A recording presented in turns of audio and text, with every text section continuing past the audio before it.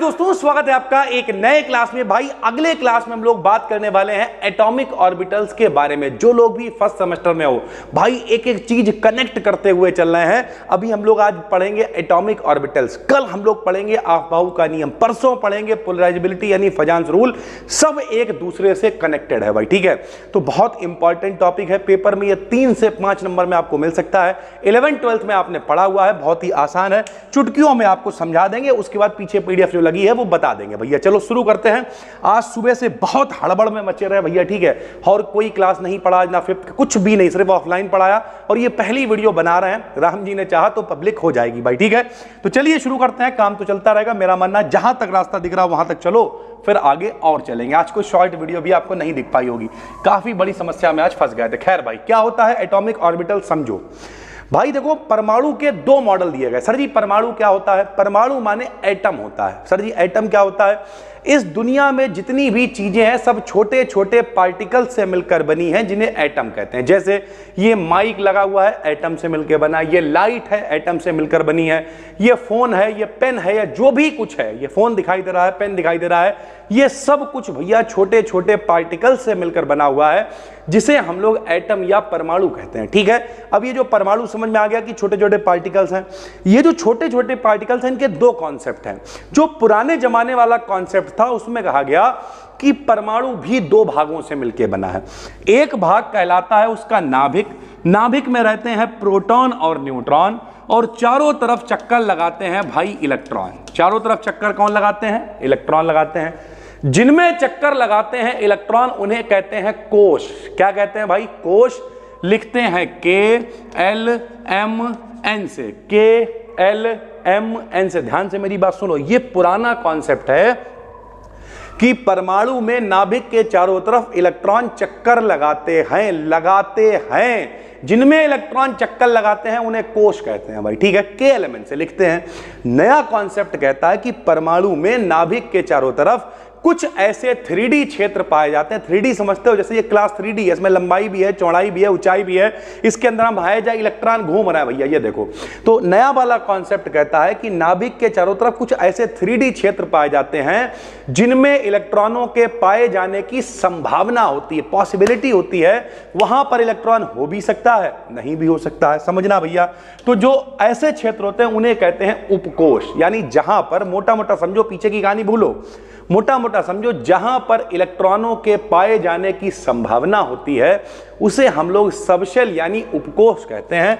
काहे से लिखते हैं? तो भैया SPDF, SPDF, SPDF, SPDF, ये देखो भैया, ठीक है। अब ध्यान से मेरी बात समझो। S में इलेक्ट्रॉन होते हैं 2, P में होते हैं 6, D में होते हैं 10 और F में होते हैं 14। 2 6 10 14, 2 6 10 14। भैया S कैसा होता है? S होता है गोल। P कैसा होता है? डंबल के आकार का होता है। D कैसा होता है? डबल डंबल के आकार का होता है। F की कोई भी निश्चित आकृति नहीं होती है भैया, ठीक है। तो इस तरीके का सिनेरियो चलता है भाई। तो समझो, एक एक करके समझाते हैं। तो मोटा मोटा कोई समझे एटॉमिक ऑर्बिटल्स क्या होते हैं? तो भैया ऐसी जगह जहां इलेक्ट्रॉनों के पाए जाने की संभावना होती है। There is a possibility. काहे की पॉसिबिलिटी भैया? इलेक्ट्रॉनों के पाए जाने की। उसे क्या कहते हैं भैया? एटॉमिक ऑर्बिटल्स कहते हैं। तो क्या लिख दिया हमने? एटम में न्यूक्लियस के चारों ओर कुछ ऐसे 3D क्षेत्र, 3D रीजन्स पाए जाते हैं जिनमें इलेक्ट्रॉन्स के पाए जाने की पॉसिबिलिटी होती है। इन रीजन्स को हम लोग कहते हैं एटॉमिक ऑर्बिटल्स। क्या कहते हैं? एटॉमिक ऑर्बिटल्स कहते हैं। कितने प्रकार के होते हैं? निम्न प्रकार के होते हैं। कौन कौन सा? SPDF, SPDF। सुनो तो पहला कौन सा है? S ऑर्बिटल है भाई। अब ध्यान से मेरी बात को समझो। इलेक्ट्रॉन कहां पे है इसे पता करने के लिए जिन संख्याओं का प्रयोग करते हैं उन्हें क्वांटम नंबर कहते हैं, क्वांटम संख्याएं कहते हैं। तो समझो भैया SPDF। अब जो इनमें कौन सा इलेक्ट्रॉन है, कहां पर इलेक्ट्रॉन है, तो इलेक्ट्रॉन का पता करने के लिए 4 संख्याएं होती हैं जिन्हें क्वांटम संख्याएं कहते हैं। NLMS से लिखते हैं भाई। सुनो भैया, प्रिंसिपल क्वांटम नंबर, मुख्य क्वांटम संख्या, एजीमुथल क्वांटम नंबर, दिगंसी क्वांटम संख्या, मैग्नेटिक क्वांटम नंबर, चुंबकीय क्वांटम संख्या, स्पिन क्वांटम नंबर यानी चक्रण क्वांटम नंबर। क्या 4 संख्याएं होती हैं जिनसे हम लोग इलेक्ट्रॉनों का पता लगा सकते हैं भाई, ठीक है। तो अब समझो जरा मेरे भाई, मेरी बात समझो। SPDF जो L की वैल्यू होती है, NLMS में जो L की वैल्यू होती है वो भैया S के लिए 0 होती है, P के लिए 1 होती है, D के लिए 2 होती है और F के लिए 3 होती है। ये आपको याद रखना पड़ेगा। क्यों? क्योंकि इसके लिए N की वैल्यू 1 2 3 4 होगी, L का मान N से कम होता है तो एक कम चलेगा। SPDF L की वैल्यू होगी 0 1 2 3। ठीक, अब समझना मेरी बात को। हमने क्या लिखा सबसे पहले? S orbital. S ऑर्बिटल के लिए L की वैल्यू कितनी होगी? 0। M की वैल्यू हमेशा 0 पे डिपेंड करती है, यानी L पे डिपेंड करती है। M की वैल्यू L पे डिपेंड करती है, प्लस L से लेके माइनस L तक होती है। L कितना है? 0, तो प्लस L का मतलब प्लस 0, माइनस L का मतलब माइनस 0। 0 तो 0 ही होता है, इसका मतलब प्लस 0 माइनस 0 जो भी है वो 0 ही होगा। मतलब अगर L की वैल्यू 0 है तो M की वैल्यू भी 0 होगी भाई, ठीक है। जब सब 0 है तो इसका मतलब ना तो कुछ x अक्ष पे, ना कुछ y पे, ना z पे, सब कुछ समान होगा। मतलब S ऑर्बिटल स्फेरिकली सिमेट्रिक होता है। स्फेरिकली मतलब गोले की फॉर्म में होगा, क्योंकि सारे कोऑर्डिनेट्स आपको 0 दिखाई दे रहे हैं, ठीक है। 3 coordinates x axis, y axis, z axis S orbital के सेंटर से पास होते हैं। यानी इस तरीके से गोला होगा, जो कोऑर्डिनेट होंगे वो यहां सेंटर से होकर जाएंगे। जब सब कुछ 0 है, 0 का मतलब क्या होता है? ओरिजिन मेरे भाई, यहीं से तो नापेंगे, तो इसके सेंटर से नापेंगे। यानी जो S ऑर्बिटल होगा वो कैसा होगा? गोल होगा। 1s ऑर्बिटल है तो थोड़ा सा छोटा बना दिया, ये इसमें इलेक्ट्रॉनों के पाए जाने की पॉसिबिलिटी है, तो ये इलेक्ट्रॉन डेंसिटी हमने यहाँ पे दिखा दी है। जो 2s ऑर्बिटल है 1s से थोड़ा सा बड़ा होगा, तो थोड़ा सा बड़ा दिखा दिया भैया, ये इलेक्ट्रॉन डेंसिटी इसमें दिखा दी। तो इस तरीके से आप 1s ऑर्बिटल, 2s ऑर्बिटल, उससे बड़ा 3s होगा, उससे बड़ा 4s होगा। मोटा मोटा समझे तो S ऑर्बिटल कैसा होता है? गोल होता है। S में कितने इलेक्ट्रॉन होते हैं? 2 होते हैं, ठीक है। कैसा होता है? स्फेरिकल होता है। इसके लिए L की वैल्यू 0 होती है और M की वैल्यू भी इसके लिए 0 होती है भाई, ठीक। S के बाद कौन सा आ गया? P। अभी बताया SPDF 0 1 2 3, तो L की वैल्यू कितनी हो जाएगी मेरे भाई? 1 हो जाएगी। अगर L की वैल्यू 1 है तो अभी बताया M का मान L पे डिपेंड करता है, प्लस L से शुरू होता है, माइनस L पे खत्म होता है। तो प्लस L का मतलब प्लस 1, प्लस 1 से छोटा 0, 0 से छोटा माइनस 1, या उल्टा भी लिख सकते हो कि माइनस L से शुरू करो और तब तक लिखते रहो जब तक 1 ना आ जाए भैया, ठीक है। तो माइनस 1, उससे बड़ा 0, उससे बड़ा प्लस 1, ऐसे भी लिख सकते हो। तो इससे क्या बनेगा? लिख दिया L की वैल्यू 1 है, M की वैल्यू माइनस 1, 0 प्लस 1। यानी P ऑर्बिटल में इलेक्ट्रॉन डेंसिटी के 2 लोब्स होते हैं। एक कौन सा है? प्लस 1 है, एक कौन सा? माइनस 1 वाला है। 2 लोब्स होंगे, ये दोनों लोब्स न्यूक्लियस पर मीट करते हैं क्योंकि बीच में 0 है भाई, ठीक है। इस तरीके का बन जाएगा, बीच में 0 आ जाएगा। एक लोब ये प्लस 1 का हो गया मान लिया, ये माइनस 1 का हो गया। तो ये कैसा होता है? डंबल टाइप होता है, यानी डंबल के आकार में होता है। न्यूक्लियस पर जो इलेक्ट्रॉन डेंसिटी हो जाएगी वो कितनी हो जाएगी? 0 हो जाएगी। ये देखिए, ये 2 लोब्स हैं, एक प्लस 1 एक माइनस 1, बीच में न्यूक्लियस यानी 0, इलेक्ट्रॉन डेंसिटी 0 हो जाएगी। अतः जो P ऑर्बिटल है वो डंबल शेप में होता है। डंबल शेप का मतलब अब समझो भैया, यहां देखो मेरी बात। जो S ऑर्बिटल है इसमें 2 इलेक्ट्रॉन होते हैं, ठीक। एक आदमी था, उसका नाम था हुंड। हुंड ने कहा एक डब्बे को कहते हैं ऑर्बिटल, और एक डब्बे में 2 इलेक्ट्रॉन आ सकते हैं। एक इलेक्ट्रॉन सीधा भरा जाएगा जिसे क्लॉक कहेंगे, जैसे घड़ी घूमती है। एक उल्टा भरा जाएगा जिसे एंटी क्लॉक कहेंगे, जैसे उल्टी घड़ी हो गई भाई, ठीक है। तो S में 2 इलेक्ट्रॉन होते हैं तो डब्बा 1 बनता है, एक ऑर्बिटल होता है। P में इलेक्ट्रॉन होते हैं 6, तो इसमें डब्बे बनते हैं 3, 1 2 3 4 5 6।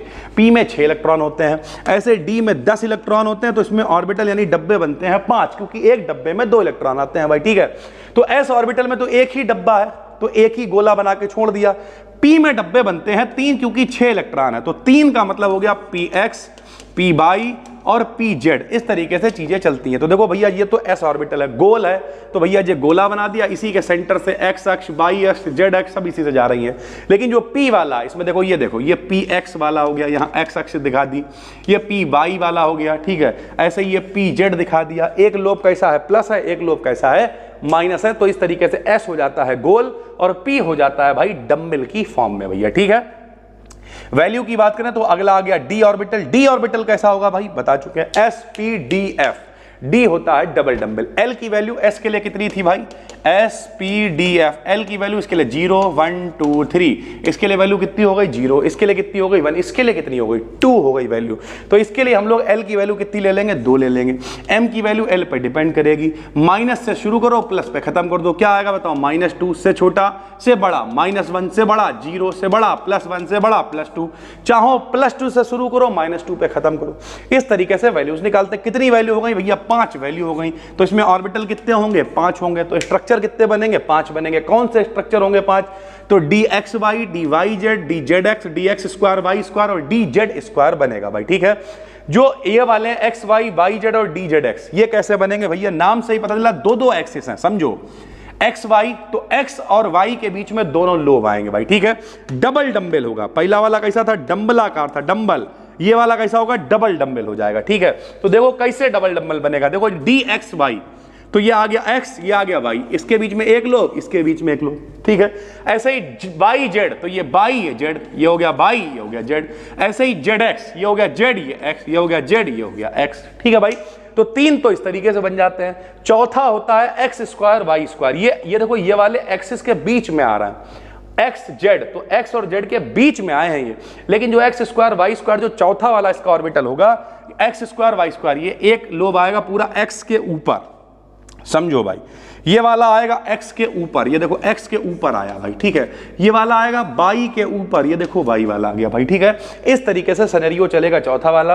और पांचवें वाले की अगर हम बात करें तो पांचवा वाला जाएगा लोब्स ऑन z एक्सिस, जो z वाला होता है आखिरी वाला होता है, वो कैसे बनता है भैया, वो बनता है ऐसे, ये z एक्सिस है, z एक्सिस के ऊपर एक तो लोब आ जाएगा और एक इस तरीके की रिंग आ जाएगी, ये देखो एक ऐसे बनेगा और एक इस तरीके की रिंग आ जाएगी, ring of electron density in plane, ठीक है। तो प्लेन में एक रिंग आ जाएगी। इस तरीके से 5 स्ट्रक्चर बनेंगे। कौन कौन से होंगे भाई, dxy dyz dzx तीनों एक्सिस के बीच में है, x² y² x y axis के ऊपर बना दो और dz² वाला z के ऊपर बना दो, संग में एक रिंग बना दो, तो इस तरीके की एक रिंग आ जाएगी भाई, ठीक है। f ऑर्बिटल की बात करें तो f के लिए l की वैल्यू कितनी हो जाएगी, s के लिए 0, p के लिए 1, d के लिए 2, तो l के लिए कितनी हो जाएगी, l के लिए 3 हो जाएगी। तो m की वैल्यू कितनी हो जाएगी, -l से शुरू कर लो प्लस पे खत्म कर लेना। तो 3 के लिए -3 से बड़ा, -2 से बड़ा, -1 से बड़ा, 0 से बड़ा, +1 से बड़ा, +2 से बड़ा, +3, -3 से +3 तक चीजें चलेंगी भाई, ठीक है। Shape of f orbital is complex, क्यों भाई, क्योंकि 7 चीजें हो गई भैया, 7 ऑर्बिटल्स इसके अंदर हैं। तो 7 चीजों को पन्ने पे दिखाना आसान नहीं है भाई, क्योंकि एक चीज दिखा लोगे, 2 दिखा लोगे, 3 दिखा लोगे भाई, ठीक है। 3 एक्सिस से तो ऊपर दिखाना मुश्किल है, तो 7 चीजों को दिखाना एक्सिस के जो पन्ना है उसके ऊपर पॉसिबल नहीं है। इस वजह से हमने लिख दिया shape of F orbital is complex, कठिन है, जटिल है भाई, ठीक है। It's exact shape is still unknown, अभी तक इसका जो एग्जैक्ट शेप है वो हम लोग पता नहीं कर पाया भाई, ठीक है। तो इस वीडियो को अगर हम कंक्लूड करें पूरा ओवरऑल, तो आपने क्या समझा भाई कि जो परमाणु, जो एटम है, दुनिया में जितनी भी चीजें एटम से मिलकर बनी है, और एटम के बीच में होता है न्यूक्लियस, न्यूक्लियस के अंदर प्रोटॉन न्यूट्रॉन, और चारों तरफ चक्कर लगाने की जहां पे पॉसिबिलिटी होती है, जहां पर इलेक्ट्रॉन के पाए जाने की पॉसिबिलिटी होती है, उन्हें एटॉमिक ऑर्बिटल्स कहते हैं। काहे से लिखते हैं भाई, SPDF से हम लोग लिख देते हैं। इलेक्ट्रॉन की बात करें 2 6 10 14 होते हैं। ये कैसा होता है, गोल होता है, ये डंबल टाइप होता है, ये डबल डंबल टाइप होता है, और इसकी कोई भी निश्चित आकृति नहीं होती है भाई, ठीक है। सारी चीजें उम्मीद करते हैं समझ में आ गई होंगी। कैसा लगा ये क्लास, आज बड़ा सुबह से मतलब नहीं, कहते हैं अंधाधुंध खिच्चू मचा रहा, मेरी भाषा में कहें तो आज बहुत सारा खिच्चू रहा, बड़ा हिम्मत। हमें तो लगा आज कोई भी क्लास नहीं पढ़ पाएगा, लेकिन बड़ा हिम्मत करके और टाइम को मैनेज करके ये क्लास बनाया है। उम्मीद करते हैं आपको अच्छा लगा होगा। पहली बार देख रहे हो भाई, चैनल को सब्सक्राइब कर लो। डिटेल्ड में पूरी एक प्लेलिस्ट बना रहे हैं भरोसा बैच की, इसके बाहर पेपर नहीं आएगा। आपको लगता है कि हमें कोर्स चाहिए, कुछ 2-3 दिनों से अभी हम बिल्कुल भी एक्टिव नहीं है कोर्स के ऊपर, परेशान मत हो भाई, भरोसा रखो। आने वाले 7-8-10 दिनों के अंदर आपको कंटेंट इकट्ठा दिखने लगेगा। ये जो वीडियोस हैं ये भी वहाँ पर पढ़ेंगे, इनकी PDF भी वहाँ पर डिटेल में मिलेगी। कई बार टेलीग्राम पे PDF पढ़ती है, नहीं पढ़ती है, तो टेलीग्राम जो अपना चैनल है BD Academy BSc, उस पर क्लिक करना, देखना सारी PDF पहले से पड़ी हुई है। साइड में जाना, फाइल्स वाला ऑप्शन होगा, ऊपर बढ़ाना, सर्च करना, एटॉमिक ऑर्बिटल मिल जाएंगी, तो इस तरीके से ढूंढ सकते हो। बाकी कोर्स अगर आपने लिया है तो सब कुछ वहाँ पर मिल ही जाएगा, परेशान होने की बिल्कुल भी जरूरत नहीं है भाई, ठीक है। डेली 9 बजे शाम को आपको वीडियो मिलेगी, जब भी फर्स्ट सेमेस्टर की वीडियो 9 बजे अगर ना आए समझ लेना नहीं आएगी भाई, ठीक है। तो 9 बजे का डेली टाइमिंग है फर्स्ट सेमेस्टर का। फिर मिलते हैं, तब तक के लिए धन्यवाद। बाकी फिजिक्स है, मैथ है, इन सबका कंटेंट रेडी हो चुका है। एक आध दिन के अंदर ही पब्लिक हो जाएगा। आज तो बड़ा खिच्चू वाला शेड्यूल रहा। कल आपको मिल जाएगी फिजिक्स की भी वीडियो और साथ में मैथ की भी वीडियो। फिर मिलते हैं, तब तक के लिए धन्यवाद। Thank you.